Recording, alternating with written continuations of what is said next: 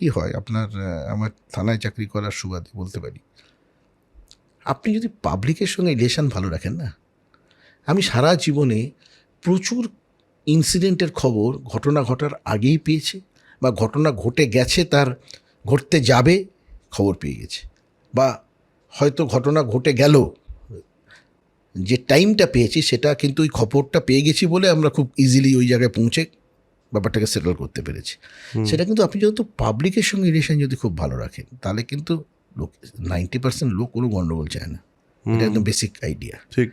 10% লোক গণ্ডগোল করে, তারাই কিন্তু আপনাকে খবর দেবে যদি আপনার প্রতি ওর সেলফ কনফিডেন্সটা তৈরি করতে পারেন আপনি, যে হ্যাঁ এই লোকটাকে অলোকদাকে বললে আমার এই কাজটা হবে, এর বাইরে তো কিছু ব্যাপার নেই।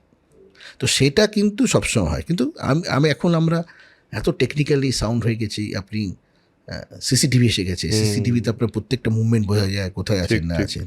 আপনার চ্যাট আমরা পেয়ে যেতে পারি, আপনি আপনার টাওয়ার লোকেশন পেতে পারি, আপনি কোথা থেকে কোথায় কখন মুভ করছেন সেটা পেতে পারি।